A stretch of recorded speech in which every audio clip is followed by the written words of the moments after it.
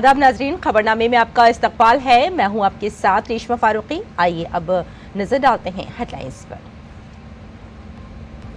वजीर आजम नरेंद्र मोदी आज रूस में ब्रिक्स सरबराही इजलास में करेंगे शिरकत। मोदी चीनी सदर शी जिनपिंग के साथ भी करेंगे दो तरफा मुलाकात।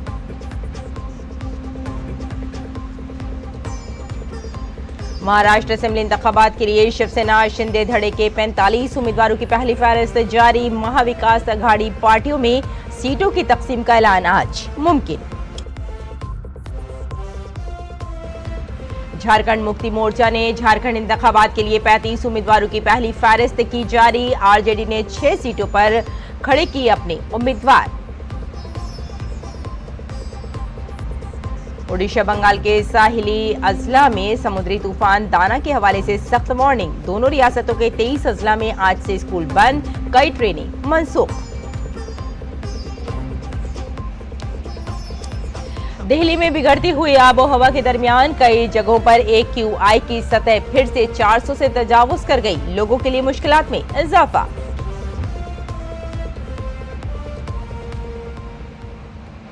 और आइए अब तफसील से खबरों पर नजर डालते हैं। वजीर आजम नरेंद्र मोदी अपने रूस दौरे के दूसरे दिन काजान में 16वें ब्रिक्स सरबराह इजलास में शिरकत करेंगे। सरबराह इजलास का मौजू मसावी आलमी तरक्की और सलामती के लिए कसीर जहती को मजबूत करना है।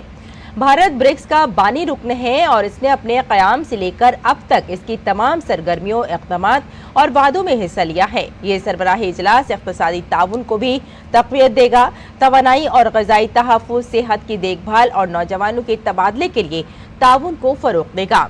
गुज़श्ता साल जोहान्सबर्ग समिट में ब्रिक्स की पहली तोसी के बाद ये पहला सरबराही इजलास होगा।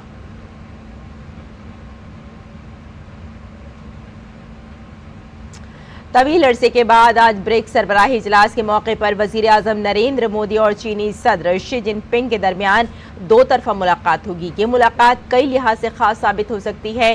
भारत और चीन के दरमियान तकरीबन 4 साल से जारी तातुल अब खत्म होता नजर आ रहा है। दोनों ममालिक ने हाल ही में मशरक़ी लद्दाख में गश्त के हवाले से एक मुआहदे पर दस्तखत किए हैं। मुआहदे के बाद अब भारतीय फौजी उन जगहों पर गश्त करेंगे जहां वो 2020 तक गश्त कर रहे थे। ऐसे में उम्मीद की जा रही है कि वजीर आजम मोदी और सदर शी जिनपिंग के दरमियान होने वाली इस मुलाकात में कई और मसाइल पर बातचीत मुमकिन है। ब्रिक्स सरबराही इजलास के मौके पर आज वजीर आजम नरेंद्र मोदी और चीनी सदर शी जिनपिंग के दरमियान एक तवील अरसे के बाद दो तरफा मुलाकात होगी। ये मुलाकात कई लिहाज से खास साबित हो सकती है। भारत और चीन के दरमियान तकरीबन 4 साल से जारी तातुल तकरीबन अब खत्म होता दिखाई दे रहा है।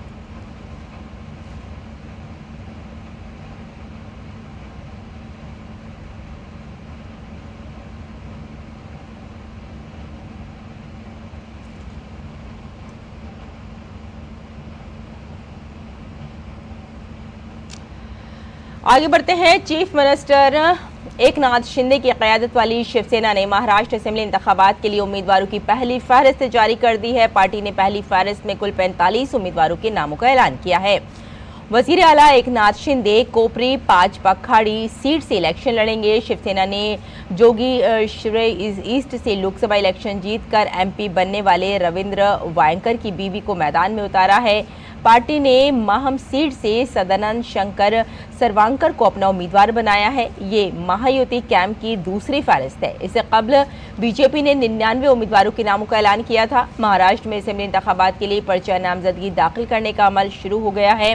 मंगल को पहले दिन कुल 58 कागजात नामजदगी दाखिल किए गए। महायुति ने 288 में से 144 सीटों के लिए अपने उम्मीदवारों को हतमी शक्ल दे दी है। राज ठाकरे की पार्टी महाराष्ट्र नवनिर्माण सेना ने महाराष्ट्र असेंबली इंतखाबात के लिए 45 उम्मीदवारों की फहरिस्त जारी कर दी है। राज ठाकरे के बेटे अमित ठाकरे मुंबई के माहिम से इलेक्शन लड़ेंगे। MNS के तर्जुमान और साबिक काउंसलर संदीप देशपांडे वर्ली से इलेक्शन लड़ेंगे। ये MNS की दूसरी फहरिस्त है।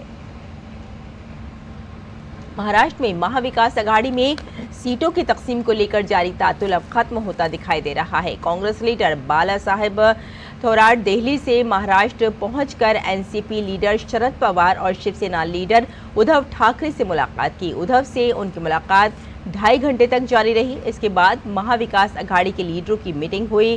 थोराट ने नामानिगारों से कहा कि महाविकास अघाड़ी में कोई तनाज़ा नहीं है। आज महाविकास अघाड़ी की जमातों के दरमियान सीटों की तकसीम को लेकर हतमी फैसला हो सकता है। इसके अलावा कांग्रेस आज अपनी पहली फहरिस्त जारी कर सकती है। झारखंड मुक्ति मोर्चा ने झारखंड असेंबली इंतखाबात के लिए 35 उम्मीदवारों की फहरिस्त जारी की। वजीर आला हेमंत सोरेन 12 असेंबली सीट से इलेक्शन लड़ेंगे। हेमंत सोरेन की अहलिया कल्पना सोरेन गांडे सीट से इलेक्शन लड़ेंगी।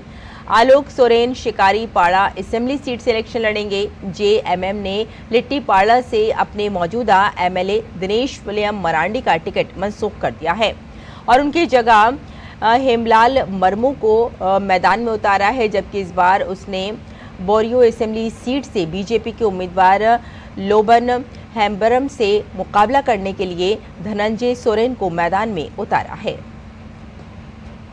राष्ट्रीय जनता दल ने झारखंड असेंबली इंतखाबात में अपने 6 उम्मीदवारों की फहरिस्त जारी कर दी है। आरजेडी ने देवघर से सुरेश पासवान, गोड्डा से संजय प्रसाद यादव और कोडरमा से सुभाष यादव को मैदान में उतारा है। रश्मि प्रकाश चित्रा से नरेश प्रसाद सिंह विश्रामपुर से और संजय कुमार सिंह यादव हुसैनाबाद से उम्मीदवार होंगे। आगे बढ़ते हैं। भारतीय जनता पार्टी उत्तर प्रदेश की 9 असेंबली सीटों पर होने वाले ज़िमनी इंतखाबात के लिए उम्मीदवारों की फहरिस्त आज जारी कर सकती है। रियासत की 9 सीटों कंदरकी और मीरापुर, मछुआ, खैर, फूलपुर, करहल, ससमाऊ, गाजियाबाद और कटहरी पर ज़िमनी इंतखाबात होने हैं। इनमें से जयंत चौधरी की राष्ट्रीय लोकदल पार्टी मीरापुर की 1 सीट पर इलेक्शन लड़ेगी, जबकि बीजेपी बाकी 8 सीटों पर इलेक्शन लड़ रही है। आपको बता दें कि यूपी में महाराष्ट्र और झारखंड असेंबली इंतखाबात के साथ ज़िमनी इंतखाबात होने हैं। इसके लिए वोटिंग 13 नवंबर को होगी और नताइज 23 नवंबर को आएंगे। वक्फ से मुताल्लिक मुश्तरका पार्लिमानी कमेटी के इजलास में मंगल को एक बार फिर हंगामा हुआ। मीटिंग के दौरान टीएमसी और बीजेपी अरकान के दरमियान गर्मा गर्म बहस हुई। जेपीसी के कल्याण बनर्जी को अगली एक मीटिंग के लिए मुअत्तल कर दिया गया है। ज़ाब्ता 374 के तहत जेपीसी चेयरमैन ने कल्याण बनर्जी के खिलाफ 1 दिन की मुअत्तली की कार्रवाई की है। वक्फ तरमीमी बिल 2024 से मुताल्लिक मुश्तरका पार्लिमानी कमेटी के चेयरमैन जगदम्बिका पाल ने मीटिंग में कमेटी के सामने कल्याण बनर्जी के रवैये को गैर अखलाकी और गैर पार्लिमानी करार दिया। उन्होंने कहा कि कल्याण बनर्जी का इक़दाम जमहूरी इक़दार के खिलाफ है। इस जेपीसी में जो आज घटना हुई है, जिस तरह से एक हिंसा की घटना हुई या एक बोतल तोड़ करके मारने की कोशिश चेयर के ऊपर हुई, जिस तरह से उन्होंने फेंका, ईश्वर की कृपा से मैं बच गया। कमेटी ने 1 दिन के लिए उन्हें निष्कासित किया है क्योंकि उस पर वोटिंग हुई है। मुझे लगता है कि ईश्वर को सद्बुद्धि दे। दिल्ली में सुबह से स्मोक की चादर और एक अजीब सी बू महसूस की गई। शहर की हवा का मेयार मजीद बिगड़कर इंतहाई खराब जुमरे में आ गया। India gate, Anand Vihar, Nehru place और आईटीओ समेत कई मकामात पर स्मोक की एक तह नजर आई। इसकी रोकथाम के लिए पानी के छिड़काव समेत दीगर कई इक़दाम किए जा रहे हैं। बढ़ती हुई आलूदगी की वजह से लोगों की सेहत भी मुतासिर हो रही है। घरों से बाहर लोगों को सांस लेने में दुश्वारी हो रही है और आंखों में जलन महसूस हो रही है।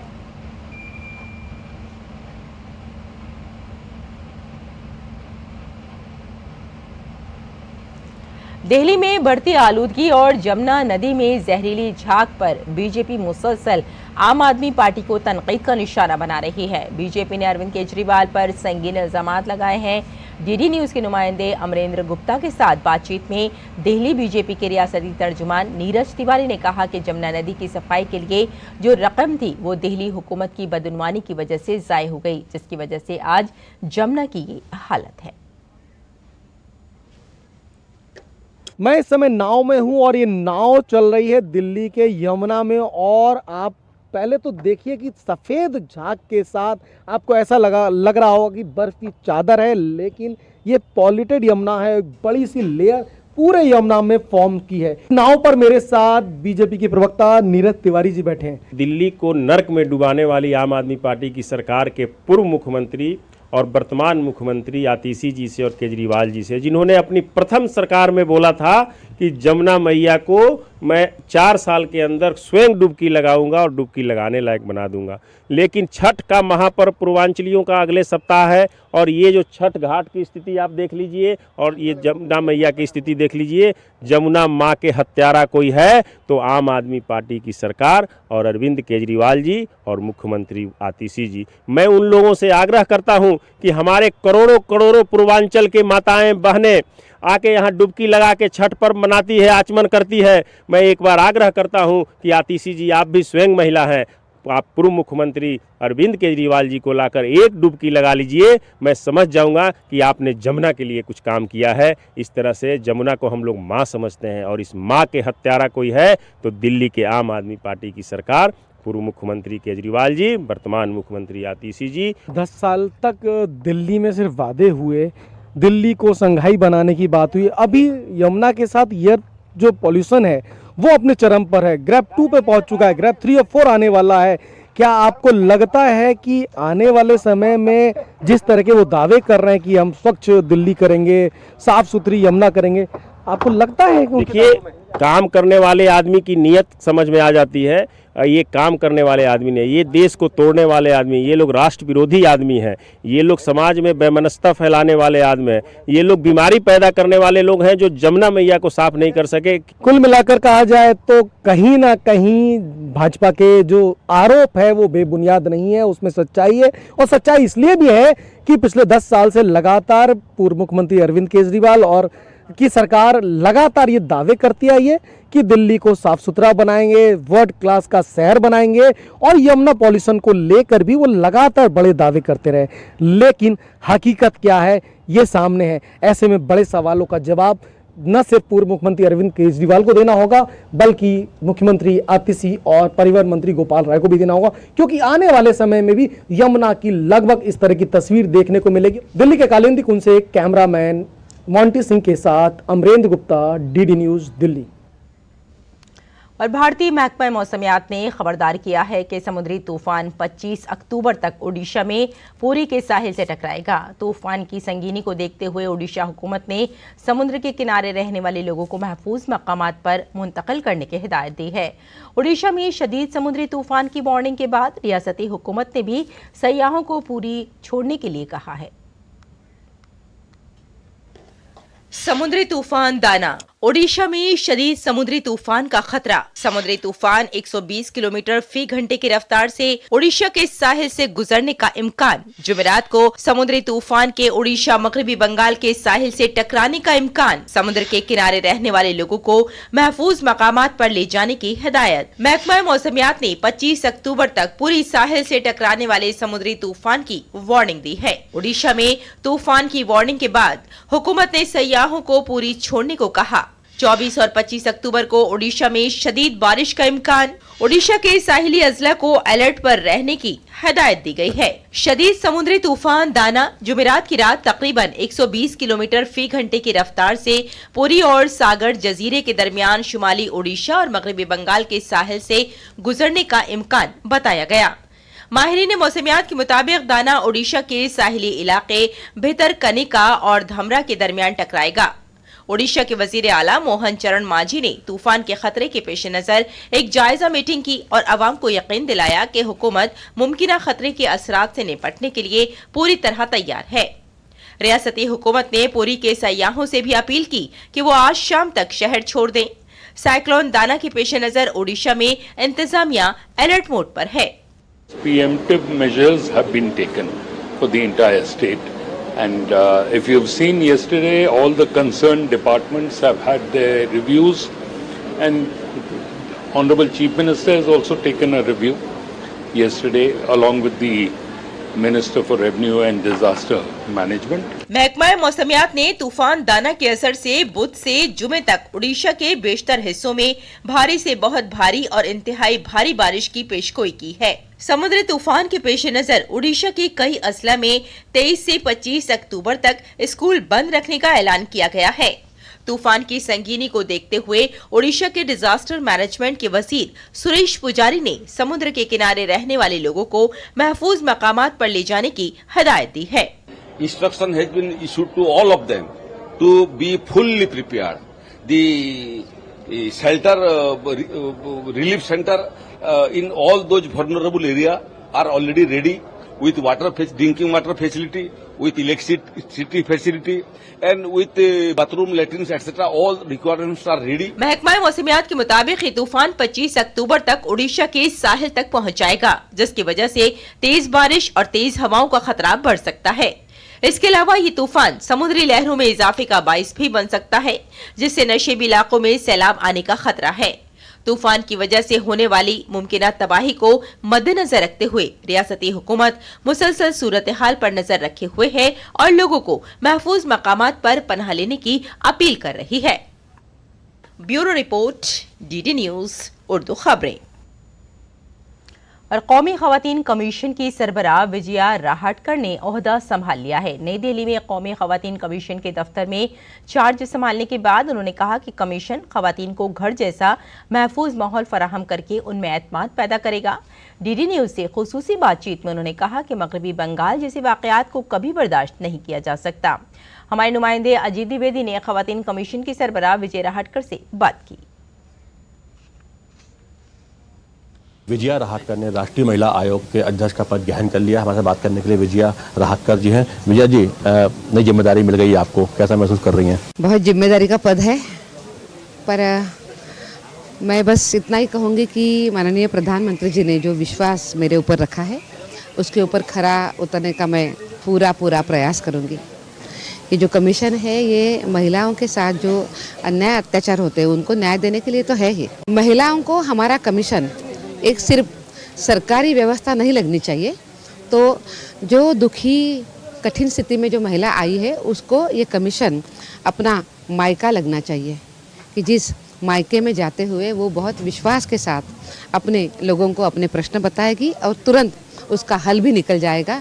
इसी भावना के साथ हम यहाँ पे कमीशन में काम करेंगे। शुरुआती जो प्राथमिकताएं आपकी क्या होंगी आयोग को लेकर, शुरुआती कुछ प्राथमिकताएं आपने तय कर रखी हैं? अनेक विषयों पर काम करना है, पर सबसे पहले तो मैं ये भी देखूंगी कि कमीशन में अगर हमारे पास कुछ अभी केसेस है तो तुरंत उन केसेस को हमें देखना पड़ेगा और उन महिलाओं को हमें न्याय देना होगा। तो पहले तो काम ये शुरू करना है।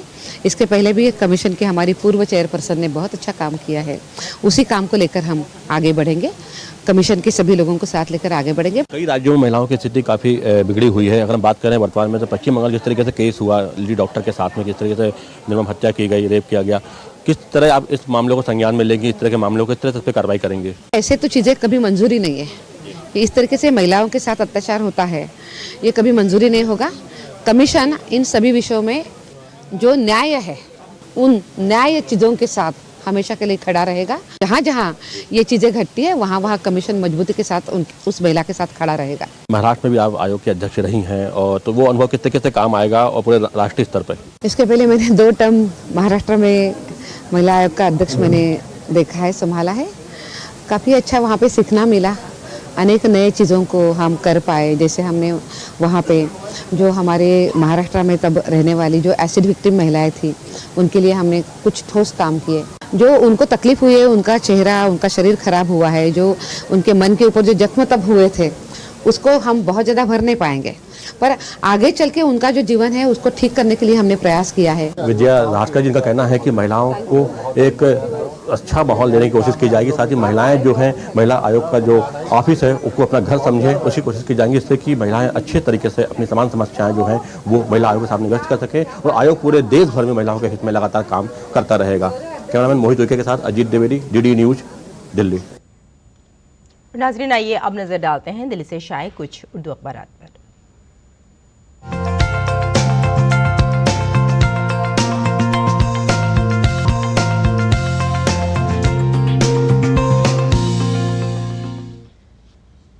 तो नाज़रीन, अखबारात के जायज़े में सबसे पहले एक ख़ास खबर आप तक पहुंचा देते हैं और आपको साथ में ये भी बताते चलें कि इस खबर को ज़्यादातर अखबारात ने अपनी शह सुर्खियों में जगह दी है। जी हाँ, वज़ीर आज़म नरेंद्र मोदी इस वक्त अपने काजान में मौजूद हैं और 16वें ब्रिक्स सरबराह इजलास में शिरकत के लिए पहुंच चुके हैं। आपको बता दें कि वजीर आजम नरेंद्र मोदी चीनी सदर शी जिनपिंग के साथ मुलाकात करेंगे, दो तरफा बातचीत करेंगे और साथ में कल उन्होंने कहा कि हर मसले का हल सिर्फ अमन से ही मुमकिन हो सकता है। हिंदुस्तान ताउन के लिए पूरी तरह से तैयार है। और ब्रिक्स सरबराह इजलास में शिरकत के लिए जब वजीर आजम नरेंद्र मोदी काजान पहुंचे तो उन्होंने रूसी सदर पुतिन से भी मुलाकात की थी और हिंदुस्तानी कौंसिल खाना खोलने के लिए फैसले का खैर मकदम किया गया। इसके अलावा कई दीगर अहम रहनुमाओं से उन्होंने मुलाकात की और कई खास मौज़ूआत पर बातचीत हुई, जिससे दीगर ममालिक के साथ भारत के ताल्लुकात मजीद बेहतर होने की उम्मीद बताई जा रही है। और अब नजर डाल लेते हैं एक और खास सुर्खी पर नाजरीन। मुस्लिम शादी के हवाले से बम्बई हाई कोर्ट का एक अहम फैसला आया है। बम्बई हाई कोर्ट ने मुस्लिम शादी को लेकर अहम फैसला सुनाया है। हाई कोर्ट ने बुध को कहा कि मुसलमान मर्द एक से ज्यादा शादियां रजिस्टर्ड करवा सकते हैं क्योंकि उनका पर्सनल लॉ तादाद अज़दिवाज की इजाजत दे देता है। हाई कोर्ट का ये हुक्म एक दरख्वास्त के बाद आया है जिसमें एक मुसलमान मर्द और उसकी बीवी ने हुक्काम को अपनी शादी रजिस्टर्ड करने की हिदायत दी थी और कहा था कि उनकी शादी रजिस्टर्ड की जाए। आपको बता दें कि मुसलमान मर्द एक से ज्यादा शादियां रजिस्टर्ड करवा सकते हैं और हाई कोर्ट ने यह भी कहा कि उनका जो पर्सनल लॉ बोर्ड है वो इस तादाद को इजाजत देता है कि हाई कोर्ट ने कहा है। और इसके अलावा उन्होंने ये भी कहा साथ में कि अगर जस्टिस बीबी कोल्हावाला और जस्टिस सोमशेखर सुंदरेसन का डिवीजन बेंच ने 15 अक्टूबर को थाने म्यूनिसिपल कॉरपोरेशन के ज़ैली शादी रजिस्ट्रेशन ऑफिस को भी ये हिदायत दी थी कि वो गुज़श्ता साल फरवरी में एक मुस्लिम शख्स की तरफ से दायर दरख्वास्त पर फैसला करे। और अब देख लेते हैं एक और सुर्खी, ये भी काफ़ी अहम सुर्खी हो जाती है। आइन के तहत तलबा को मजहबी तालीम हासिल करने का हक है। सुप्रीम कोर्ट का नाज़रीन ये एक बयान आया है। Uttar Pradesh Board of Madrasa Education Act 2004 को गैर आइनी करार देने के खिलाफ दाखिल दरख्वास्तों की समाअत के दौरान सुप्रीम कोर्ट ने ये वाज़ेह किया है कि आइन के तहत मजहबी तालीम जायज़ है। सुप्रीम कोर्ट ने यह भी सवाल किया कि क्या तमाम मज़ाहिब में मजहबी तालीम दी जाती है, फिर सिर्फ मदरसा एक्ट का इंतखाब करना मुनासिब नहीं। सुप्रीम कोर्ट ने 2 दिन की समाअत के बाद ये फैसला महफूज कर लिया है और साथ ही दीनी तालीम रज़ाकाराना होनी चाहिए, किसी को ज़बरदस्ती इसे हासिल करने पर मजबूर नहीं किया जा सकता। मदरसा एक्ट को गैर आइनी करार देने के इलाहाबाद कोर्ट के फैसले के खिलाफ दायर दरख्वास्तों पर फैसला महफूज कर लिया गया है। और आइए अब नजर डालते हैं अगली सुर्खी पर। दिल्ली में फिजाई आलूगी की सतह इंतहाई खतरनाक हो गई है और सर्दियों की आमद के साथ ही कौमी राजधानी दिल्ली में फिजाई आलूगी की सतह में तशवीशनाक इजाफा बताया जा रहा है। और पानी हर फर्द की बुनियादी ज़रूरत और बुनियादी इंसानी हक है। आबी वसाइल का तहफ़्फ़ुज़ और फ़रोग़ सबकी इज्तिमाई ज़िम्मेदारी। हमारी फ़ाल शराकत के बगैर मुल्क को पानी से महफूज बनाना मुमकिन नहीं है। आपको बता दें कि सदर जमहूरिया द्रौपदी मुर्मू ने मंगल को 5वें कौमी आबी अवार्ड पेश किए हैं और साथ ही उन्होंने ये भी कहा है कि ये एक अच्छी बात है कि मरकज़ी हुकूमत ने पानी के तहफ़्फ़ुज़ और पानी की ज़ख़ीरा अंदोज़ी को फ़रोग़ देने के लिए बेहद मुस्बत कदम उठाए हैं। और अगली सुर्खी पर नज़र डाल लेते हैं। जैसे कि अभी हम पॉल्यूशन की बात कर रहे थे, दिल्ली में बहुत ज़्यादा पॉल्यूशन हो रहा है। उसी के ताल्लुक से खबर है कि हवा हुई जहरीली, सेहतमंद कैसे रहें, एक एडवाइजरी जारी की गई है। आपको बता दें कि इसमें ज़्यादा ख़तरे में जो लोग हैं, बूढ़े हैं, 5 साल से कम उम्र के बच्चे, जो सांस, दिल वगैरह जैसी दायमी बीमारियों में मुब्तला अफराद हैं, वो लोग जो अपने पेशे की वजह से बहुत ज़्यादा वक्त बाहर गुजारते हैं, जैसे रिक्शा चलाने वाले, ऑटो रिक्शा चलाने वाले या सड़क पर जो दुकानदारी करते हैं। इसी के मद्देनजर एडवाइजरी जारी की गई है। कहा गया है कि घर से सिर्फ जरूरत के वक्त ही बाहर निकलें। जब भी आप बाहर जाएं सिर्फ N95 मास्क पहनें। आम कपड़ों के मास्क आलूदगी से बचाने के लिए कारआमद नहीं होते हैं, इसलिए उन्हें ना पहने। सांस, फेफड़ों या फिर दिल के अमराज में मुब्तला अफराद को चाहिए कि वो अपनी दवाएं बाकायदगी से लें और डॉक्टर के मशवरे के मुताबिक वैक्सीन भी लगाएं और साथ में अगर हो सके तो स्टीम यानी भाप भी रोजाना लेना चाहिए। और अब देख लेते हैं अगली सुर्खी। कॉमनवेल्थ गेम्स 2026 से कई बड़े खेलों को बाहर रखने पर मायूसी का इजहार किया गया है। कॉमनवेल्थ गेम्स का 23वां एडिशन 23 जुलाई से 2 अगस्त 2026 तक ग्लासगो में मुनक्किद किया जाएगा, जिसमें सिर्फ 10 खेल ही खेले जाएंगे। और अब अगली सुर्खी पर नजर डाल लेते हैं। शुमाली गजा में इजरायली हमलों में 33 फलस्तीनी शहीद हो गए हैं और इसराइल का बैरूत के सरकारी अस्पताल पर हमला हुआ है। 13 अफराद इसमें शहीद और 57 जख्मी बताए जा रहे हैं। तो नाजरीन, अखबारात का ये था जायजा और आइए अब लौटते हैं नाजरीन बुलेटिन की जानिब। कुछ और खबरों पर नजर डाल लेते हैं। भारत और जर्मनी के दरमियान 2 तरफा मैचों की सीरीज का पहला मैच आज नई दिल्ली के मेजर ध्यानचंद नेशनल स्टेडियम में खेला जाएगा। भारतीय टीम की नजरें इस सीरीज में जीत पर होंगी। भारतीय टीम को पेरिस ओलंपिक्स में जर्मनी से सेमीफाइनल मैच 3-2 से शिकस्त का सामना करना पड़ा। भारतीय टीम में नौजवान और तजुर्बेकार खिलाड़ियों का अच्छा इम्तिजाज है। डिफेंडर और ड्रैग फ्लिकर वरुण कुमार की वापसी से टीम मजबूत हुई है, ताहम टीम को हार्दिक की कमी महसूस होगी। जर्मनी की टीम भी काफी मजबूत है और इस टीम में कई नौजवान खिलाड़ी हैं। और आइए अब नजर डाल लेते हैं मौसम के मिजाज पर।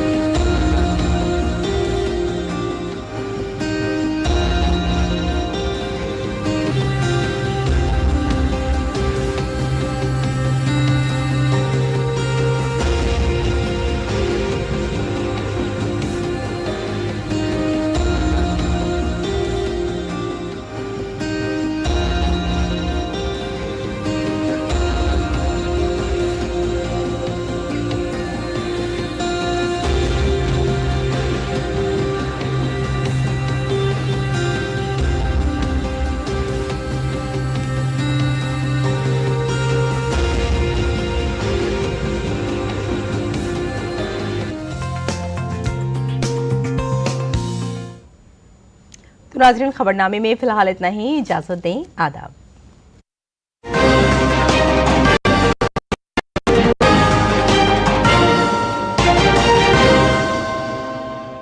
मन की बात है जन जन की, संघर्षों के कुछ किस्से, कहानी